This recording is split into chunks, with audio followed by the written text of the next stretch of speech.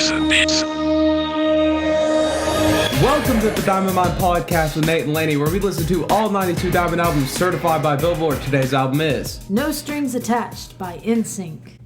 And before we get into that, let's hop into some social medias. So, right there, the Twitter, BAM, TDM Pod, TDM POD. The Instagram, the Diamond Mine Podcast, right there in the corner. If you're an audio listener and you want to see our faces or you want to watch some new vlogs that we're coming out with, because that's going to be a recurring thing now, the Diamond Mine on YouTube. If you look up the Diamond Mine Podcast, we're the first thing that pops up, because we just got it like that, you know? So, anyways, this week we have a new segment for you. This week in music news, Frank Ocean has released his own luxury company called Homer and is rumored to be headlining Coachella in 2023. The Weeknd released a new single and music video for his song Take My Breath, and it is sure to get you on the dance floor. Kanye West recently held an event in Mercedes-Benz Stadium where he is currently living for his upcoming album. Jamie Spears, Britney's dad, has stated that Britney is mentally sick. Not cool, bro. The Foo Fighters performed their own rendition of the Bee Gees' You Should Be Dancing in front of members of the Westboro Baptist Church who were picketing the band's show in Kansas. August 12th was the 30th anniversary of Metallica's self-titled album, also known as the Black Album. As a celebration, they are releasing a deluxe album box set and the Blacklist, which features multiple covers of each song on the album from your favorite artists. Yes, that does include Weezer. And you can listen to some of the songs now, and I believe both of those albums will be released in September. I want to say the 10th. Don't quote me on that. They also have a new podcast talking about the behind the scenes of the Black Album, so go listen. After this podcast, of course. Of course. The Offspring also had a live stream concert on the 12th on iHeartRadio's YouTube channel, and it was kicking. Well, I'm just assuming that since today's the 10th. Last but certainly not least, Rihanna, which I actually think it's pronounced Rihanna, so there's that, is officially a billionaire, coming in with a net worth of a whopping $1.7 billion. And that concludes this week's music news. And we're back. So, how'd you like that new segment? Leave it down in the comments below. Shoot us a message on Twitter, whatever you want to do. So, obviously, that segment will fluctuate how much information it has or how recent the information is depending on what day we record. Like, specifically this week, we have to record twice because of complications. Later on, we can't meet up next week. So, there will only be 2 days that pass since we record from now. Right. So, only 2 days worth of news will happen, but we will, I say we, Lainey, because it's mostly Lainey's thing, is going to research ahead and, like, look into the future and try to make predictions, kind of how she did with the Offspring live concert. So, at least I hope it's good. I would hope so. I mean, I'm going to watch it to see if it is. Yeah, I like the Offspring. Anyway. Anyways, let's get into the album, Lainey. Alright, so NSYNC's No Strings Attached has a nice 11 times platinum. Little metal going on thing, you know. 12 songs, 47 minutes long, and it was released on March 20th, 2000. Right in the millennium. Anyways. Which takes us into our first song. Oh, snap. This first song is called Bye Bye Bye. It's the quintessential NSYNC song. Absolute thumper. This was probably the first NSYNC song I knew. Yeah, same here. At least knowing that they were NSYNC. Like, I'd heard the other ones, but this one, like, I recognized as NSYNC. This is the first one, like, I knew, like, I memorized. Mm-hmm. Everybody, not everybody, well, a lot of people have listened to this song. But the main thing for me... Oh, that's Backstreet Boys, isn't it? Yeah. Sorry. Back streets, back. The main thing for me that drives me through this song is the like hard bassy tone hits throughout the song, like when they say bye bye bye, it's like boom boom boom, and then like throughout the song that goes on like the whole entire time. Not necessarily in threes. I think it's in groups of 2 throughout the song, and then it's on every. Oh my gosh, the tail just squeaked. And then it's on like the bye bye bye. But that's what drove me through the song and really kept me moving. I think, and I think that's what keeps a lot of people moving. People just don't really think about it. It's just like, yeah, bye bye bye. That's a good song. That's fair. But it's very deliberate that keeps you like moving with the song. Anyways. I recently saw a talent show. Hi, I'm in college. And I was there and they performed Bye Bye Bye and it was actually pretty good. It was very interesting to watch. But also, have you seen the music video for this? No. It's great. It's great. What's the plot? I would recommend watching. Well, they include the puppet strings in it, and then they're like in this room and it like turns and it's interesting. Go check that out. It's a very 2000 music video. After watching this. I recommend watching it. It's great. This is one of their most popular songs, if you didn't know that already, and I think it is for a reason. There's a breakdown about 2.5 minutes in. It has everything necessary for a late 90s, early 2000s song, but the delivery is much better than what you would anticipate or really just expect from that era of music. There is a deep rhythmic beat throughout the song that really enhances the sound, as Nate has already touched on. And that's all I really have. The song is just... It's so classic that it's kind of hard to break it down, almost. That's how I feel with some of these songs that are so played. It's like hard to get back down to the level of being analytical with it when everybody's heard it. I do have something. This is an interesting thing. So Apple Music has like these throwback playlists or whatever. And NSYNC and Britney Spears and all of that used to be, it used to be like 80s, 90s, that kind of music. Mm-hmm. Do you know what's on there now? What? Songs like Call Me Maybe by Carly Rae Jepsen. Good. That's the throwback now. Wow. And that was only like 10 years ago or something. That's like insane. That. Well, I mean, Green Day plays on classic rock radio, so. So is that all you want to say? Yeah, but it's just Dookie. It's just from 94. Yeah, You can move on. This next song is called Space Cowboy, Yippee-Yi-Yay. No. It's Gonna Be Me. Oh, I thought that's the one we just did. It's Gonna Be Me is the next song. My bad. I got a little ahead of myself. I'm really excited for the cowboy one. Oh my gosh, did the lights just get like brighter? Yeah. That was weird. Anyways, the opening vocal literally sounds just like Britney, except male. The kind of like not whiny necessarily, because that makes it sound like a negative connotation, but like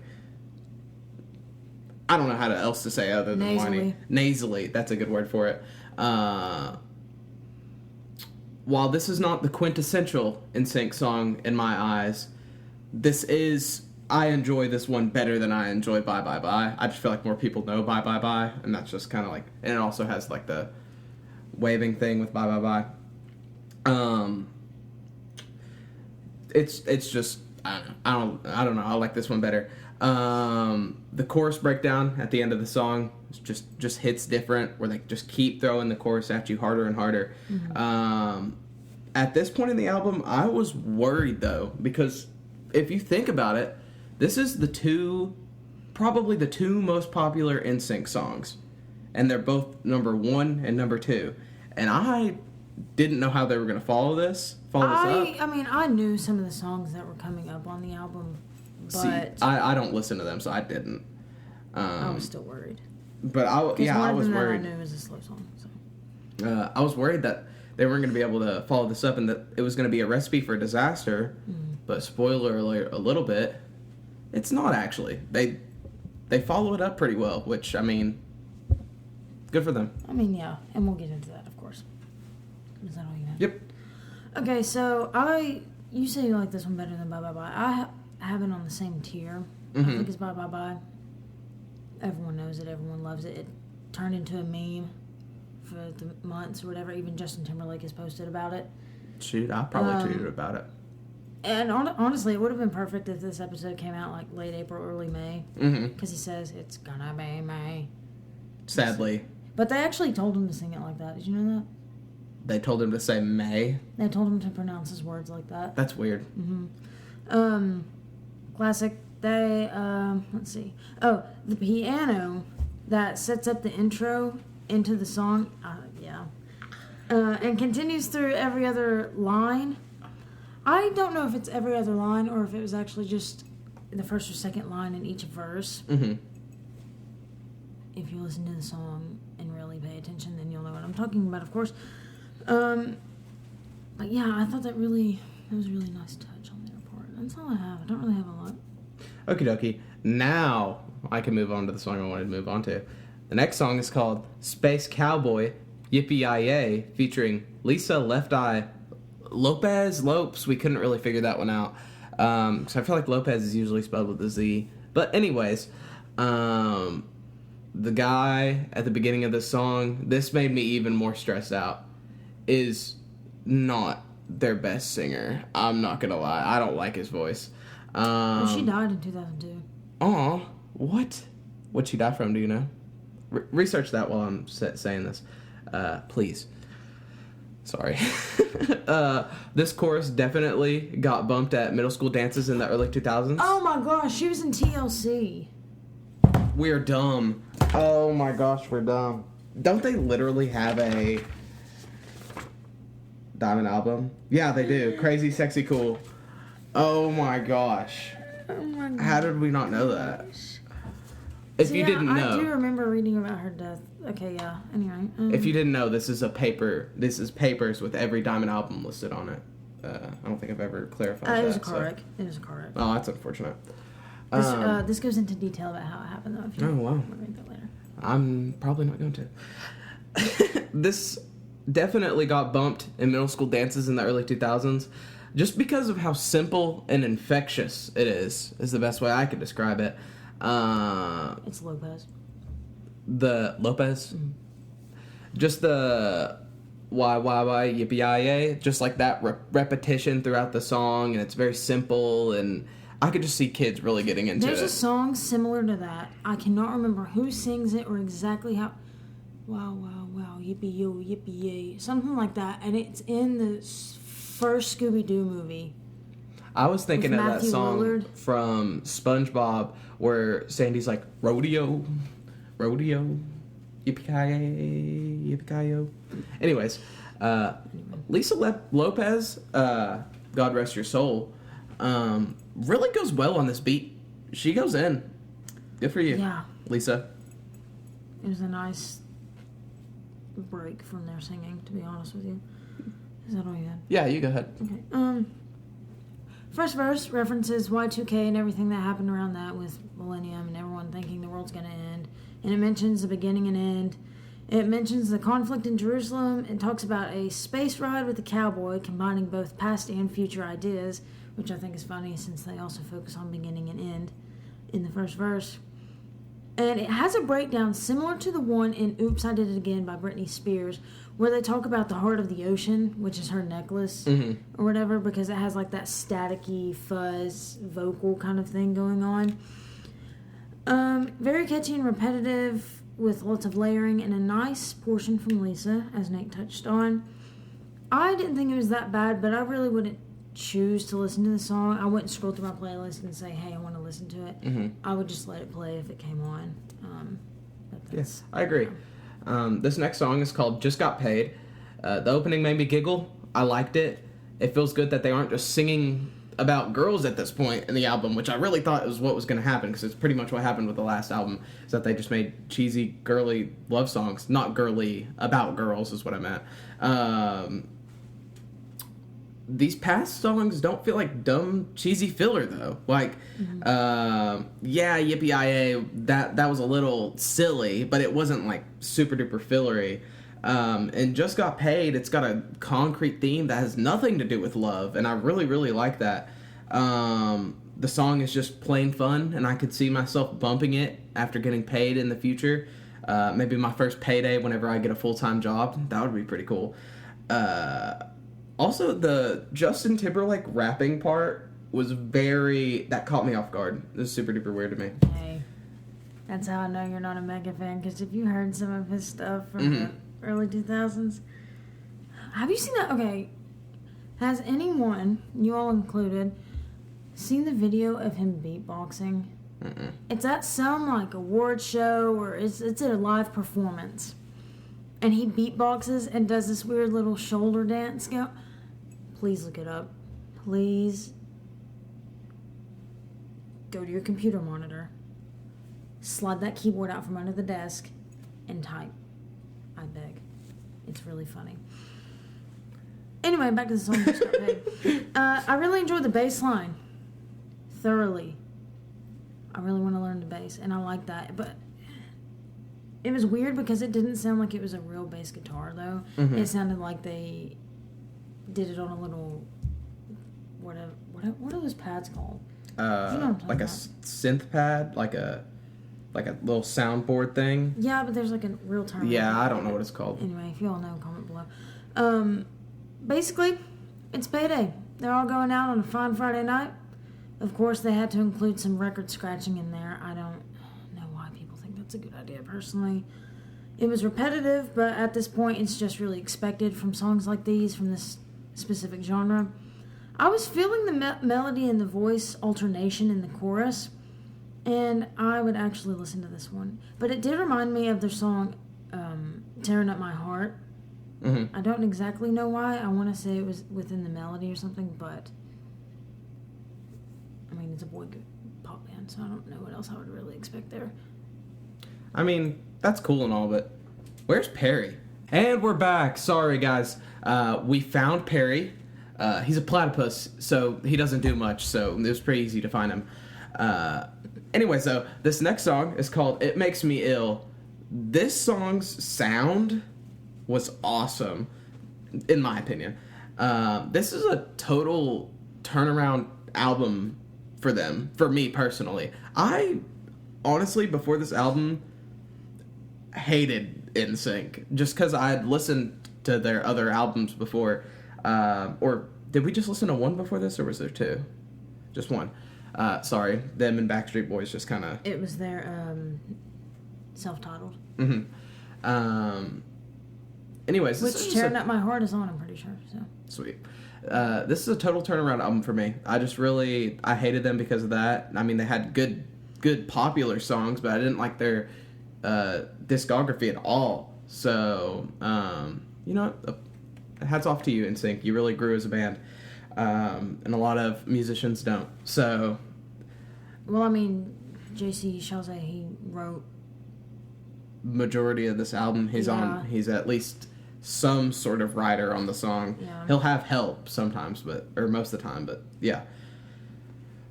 This song, though, it's just so snarky and a nice take on, like, stuff related to love. That inevitably, I mean, it's NSYNC. They're going to sing about love at some point. They were going to do it.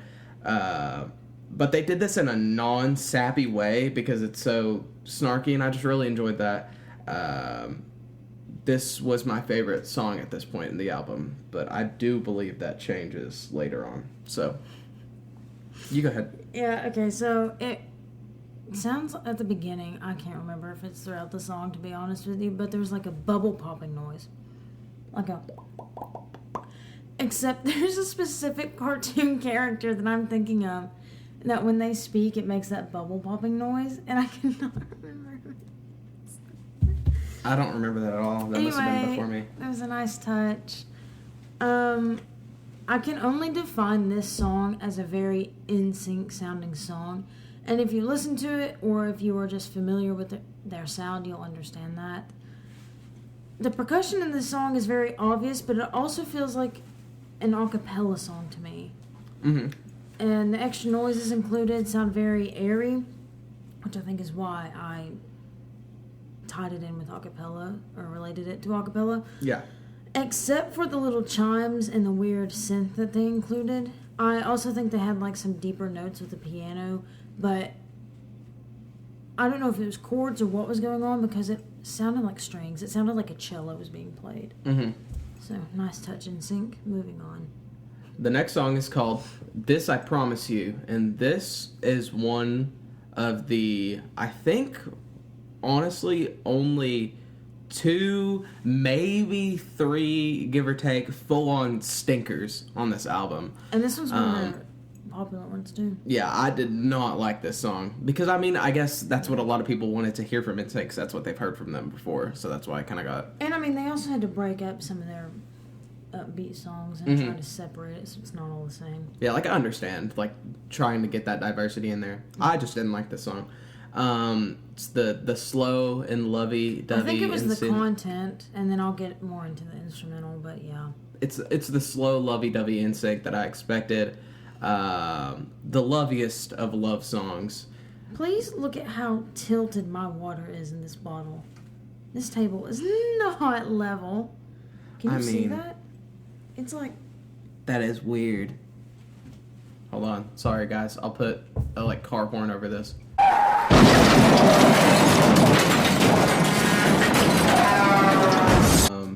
I can write in my notes. Car horn, all caps, right next to this song. Boom.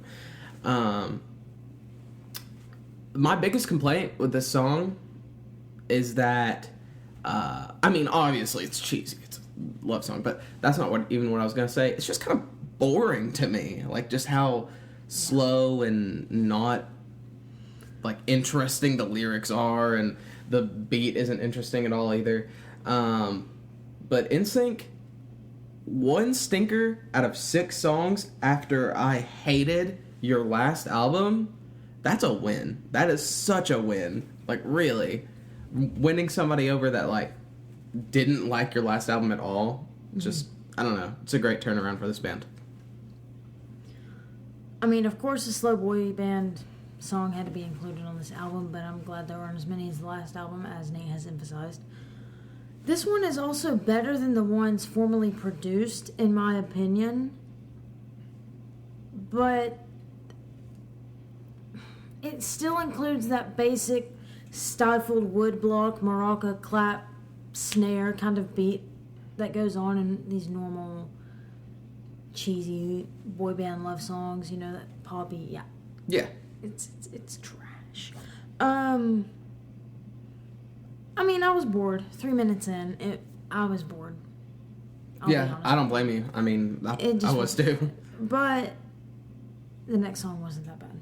The next song is called No Strings Attached. It's the namesake of the album. And wow, this intro is a lot. They really just put every instrument they had in the production studio that they had a hit sound effect for and just threw it in. It's a sensory overload for sure. Yeah, both me and Lainey looked at each other right after the intro and was like, oh my gosh, this is ridiculous. Otherwise, though, it's just kind of a Gonna Be Me sounding song.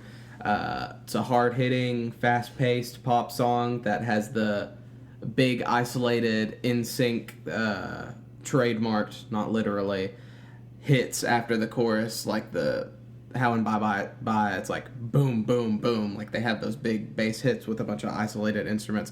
They have that in this song as well. I can't remember the exact rhythm because we just listened to a whole album. But that being said, even though it wasn't very original and the opening was a little much, if I could put it politely, I was still boogieing, so I had a good time. Yeah, so it basically just punches you in the face in the beginning. Nate already basically explained that. And you said they put every instrument together and that kind of thing. I wrote that the producer really messed around with every single basic drumming pattern that you could have and said, hey, let's throw it all in. But I will say, after the little introduction, it solidifies in the first verse.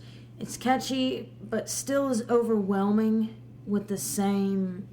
I don't even know what you would call that. Compile, just... Conglomeration of noise. Noise, yeah, just noise. Between the chorus and whatever the next verse is. I don't even know where I was because that just... Hey, you're good. It literally made me black out. I'm 100,000,000% zooming in on your hands while you were going. I did enjoy this song overall. I thought it was unique, but also I just enjoyed it in general, other than all of the little noises that they had going And there's a line in the song that says, even the good guys get burned. And that proves the point that a lot of songs say where nice guys finish last kind of thing. NSYNC are simpletons. Anyways, this next song is called Digital Get Down. This is the one that I was like, it's a stinker, but there's something about it that I respect. Well, I wrote a lot for this one. I wrote quite a bit too. First off, it gives Ball with the Ball vibes. Mm-hmm. You know, the Kid Rock song. Go back and watch the Kid Rock podcast. That one's a little bit less family friendly though, just because of the subject matter. And I'm sure we said some things. Yeah.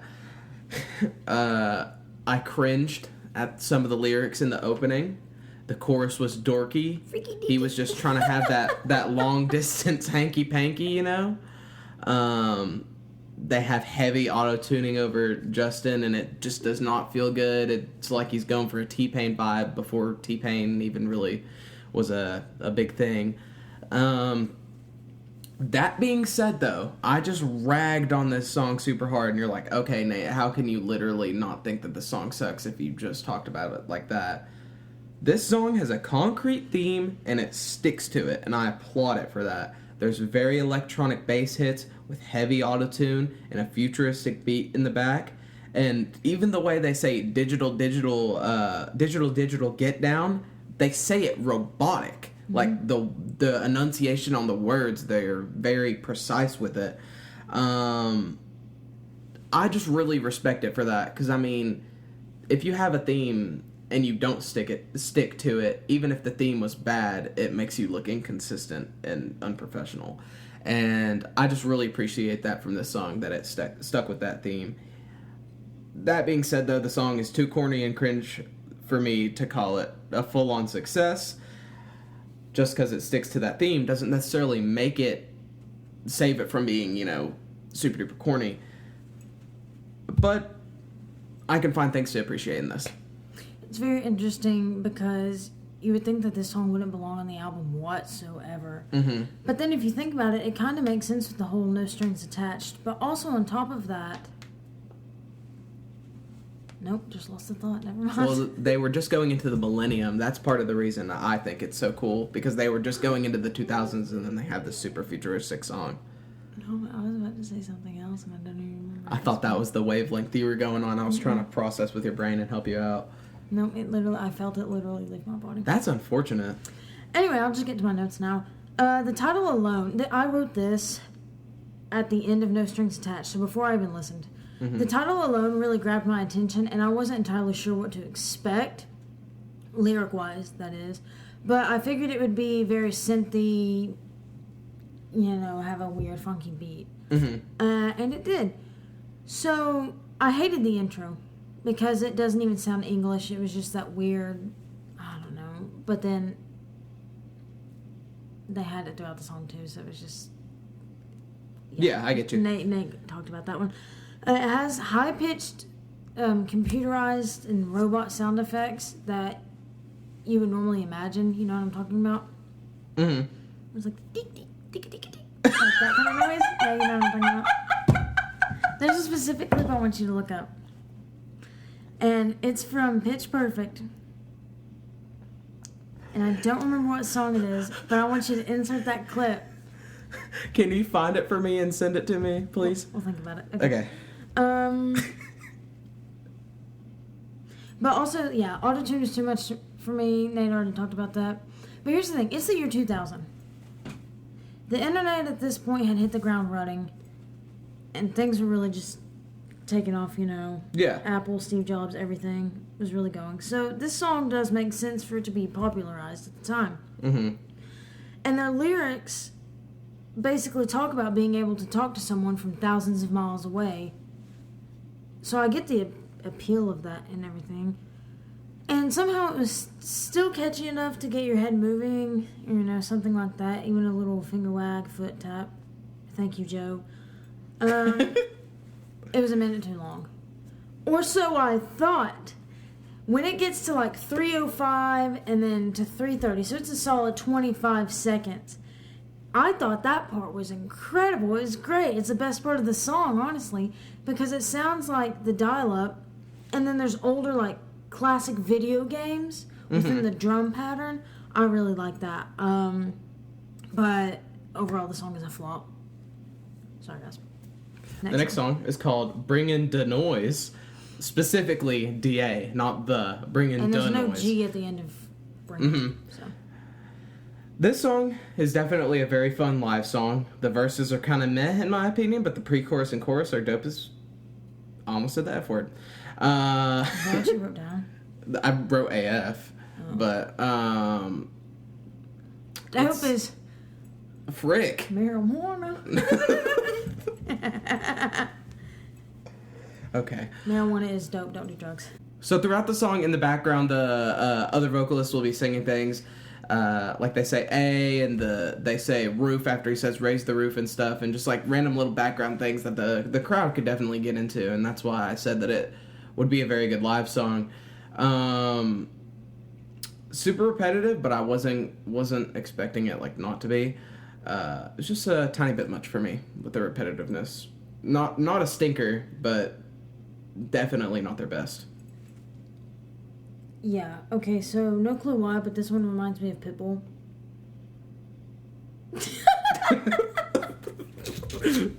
Mr. Worldwide himself.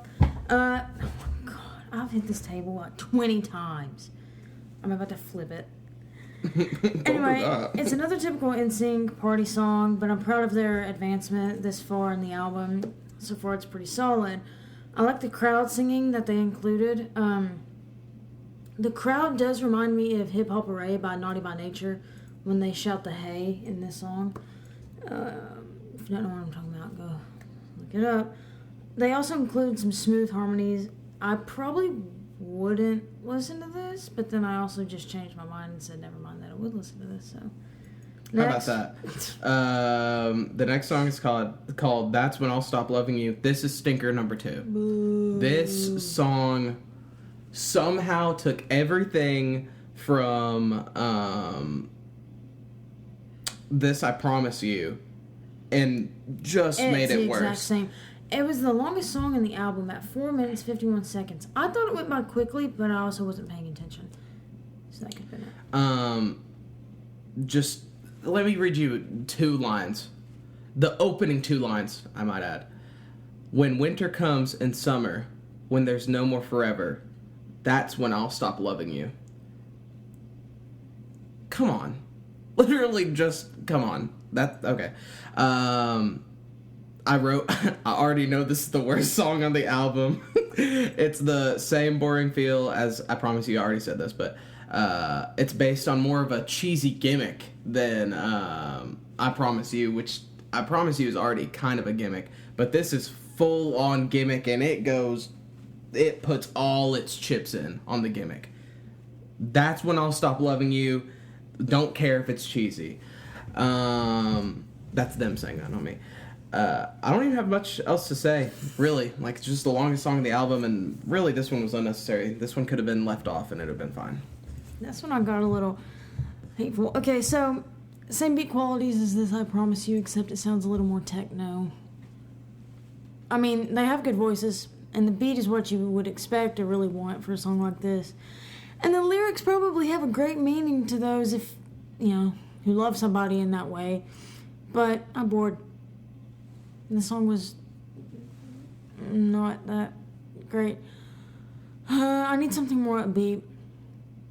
Even though, okay, but at this point, we had already had several upbeat songs since This I Promise You. So I do understand the little break that they had. And this is only the second slow song on the album. Even though it is the longest song in the album, but whatever. I don't know. I love their album arrangement. I do. I will throw that out there that I do like how they put it in order and things like that. But some of these songs just really don't make sense. And if you really get down to it, should it have been a 12-song album? I can understand what they were trying. Like, they were just trying not to overload, with the super duper poppy, fast-paced sound.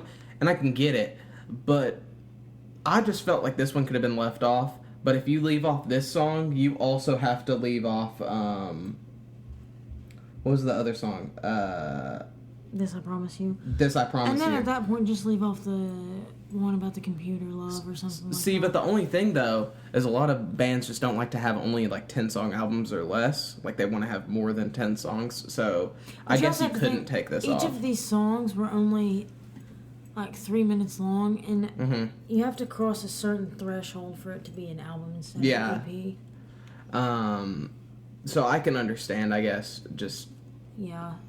Not the best. I also panicked because I saw the title of the next song, and I thought, oh dear Lord, it's gonna be another one. Please don't do it. That is exactly what I thought. I literally wrote, NSYNC, don't do it. Don't end this album poorly, not after you've been doing so well. That you can continue. She literally said that out loud, too. You were like, oh, please. No, I think that was for the last song. Yeah, that was for the last one. This song is called I'll Be Good For You, as Lainey said. I think you said that. Did you say that? Lainey said it in my brain.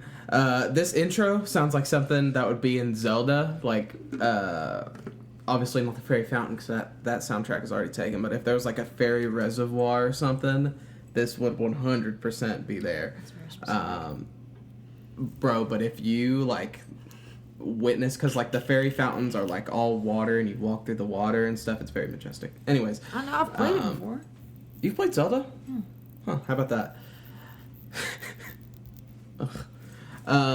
There's these drums in the back. Super dope. I get that it's likely not one of them in the band actually playing it. It's just some, guy that they... what is that called? They paid him, basically, to play it. The professionals record, so they just hire a professional to come play that piece. There's, a specific word for that. They... Oh, my. That was awesome. There's a specific word though that they pay money for somebody to come in and play that. But anyways, still that keeps me very interested in driving along with the song. The song in and of itself is also kind of funky. It's got some bass going ham in the back if you listen closely, and it's just a pretty decent song. I'm not upset with it. It wasn't spectacular, but it's pretty decent. It's like a 6.5. Interesting. Okay. I'm gonna put the headphones on. The song took a different direction than I was expecting. The chimes that opened up the song led to a spicy R&B beat. It also hit me with the 70s game show guitar. There's a specific game show I'm... Sorry. Bless you. There's a specific game show I'm thinking of where it does the wow. And I don't know if it's... Oh, I think it's the Match Game. Wow. I think it's the Match Game. I can't remember though. Correct me if I'm wrong. Dallas in the comments. Whoever, send in an email, tweet us, Instagram. Yeah, find my email. And I don't want to say that this song was groovy because it is not groovy, but that's the first word that came to mind. But it's a very smooth and has hints of disco, and you can decide if that's a good or bad thing personally because I know. I'm not a huge disco fan, and I know a lot of people think that disco sucks. My mom loves disco. And then some people love disco. But I respect the nod to it, and I think that Timberlake's voice, his vocals do complement it well, the composition of the song. So I thought it was a pretty good song. And that's all I have, so let's wrap this baby up. The word I was looking for the other way was they commission somebody to come play, and then... They just pay them, or they commission them to send them audio clips and stuff. Anyways, this last song is called I Thought She Knew. I, just like Lainey, was very scared that this song was going to suck, and that it was going to be a crappy ending, and it was going to spoil it. Luckily, though, the harmony in the song is beautiful. It's a fully a cappella song, and I really, really can appreciate that. It's a good way to end the album calmly, but not... weakly and lazily, like This I Promise You and When I'll Stop Loving You. There's a specific point in the chorus where they have a building chord, like one person will sing and then the next person will sing and so on and so forth until they have this full-on chord block, and I really like that. This isn't even the most let me take a little bit of a step back. A lot of songs are about love, but you can be really boring with how you sing about love, or you can't. You can be actually interesting about it. Mm-hmm. This song wasn't a super duper boring love song, whereas in the past, a lot of their love songs that they had were the super duper boring type. And the acapella just gives it kind of a somber, calm ending, and I really, really appreciate that. I really didn't like the song at first, and then I opened my ears up a little bit. Like, imagine, like, my ear hallways. Yes, I just said that. Opening like that. It's kind of what I envisioned. Anyway, so harmonizing, it reminds me of a barbershop quartet. They're so talented, and it really shows here, but that's not exactly how I thought they would end the album. This could have been the opener and introduced us to the album. But then, if you open your ears like I did and listen to the lyrics, it also makes sense that it is the ending song because it's about a girl breaking a guy's heart, and it's from the point of the view of the guy. So, I mean, great job, I guess, fellas.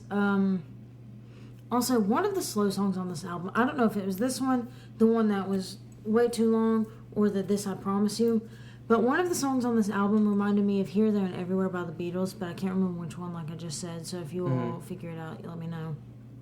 And that's all I have. Okay, so 1 through 92, how you feeling? Right now it's at a 61. I would put it higher than that and give it a solid 46. That's valid. I was going to say really high 50s, like 50, 51, somewhere in there. I don't think that it's necessarily spectacular because those two songs on there suck, and that one super duper electronic song is not very good. Weird, but props for creativity. Yeah, and there's things that, like, there's songs on the album that aren't necessarily stinkers, but they're super repetitive, and but I also expected that going into this. Yeah, I didn't expect necessarily a super duper musical theatrical experience when I went into an NSYNC album, but I liked about half of this album. Yeah, and I would actually listen to it, is what I mean. Legitimately, like, this is such a comeback for them. I know I've said that already, but they really not necessarily won me back because I was never one to begin with, but I have a new appreciation for them, I guess, because I realized that they aren't just like the Backstreet Boys. Sorry. Anyways, do you have anything you'd like to say to the viewers before we wrap this all up? Throw one up for Weezer. Throw one up for Weezer, baby. That's it. Twitter. I gotta put it there now. TDM Pod, TDM POD. The Instagram. Shoots out of my fingers. I wish I knew how to do that. Like the Van Weezer, like the lightning or whatever. That would be so dope. That would be cool. The Instagram, the Diamond Mine Podcast. We post on both those every single time that a video goes up. Sometimes we post little fun shenanigans, like I might have during this podcast. And yeah, and if you are an audio listener and you want to see our face, or you want to watch the vlogs, or you want to just support us in another way, check out the YouTube. It's the Diamond Mine. If you look up the Diamond Mine Podcast, will be the first thing that pops up. Rate us 5 stars on Apple Podcasts. Is that what it is? Each episode. Rate us 5 stars on Apple Podcasts. It just helps us reach more people. And subscribe. Yeah. To our podcast on whatever you listen to, so you can know when we have new episodes. We really appreciate you guys supporting us that already are subscribed and followed and like and comment and do whatever. Thank you, really, from the bottom of my heart. I feel like I don't say that enough. Anyways, this has been the Diamond Mine Podcast. Oh no, what's the next album? Norah Jones. Don't know the name of it. This has been the Diamond Mine Podcast with Nate and Lainey. We'll be back at you next week with Come Away With Me.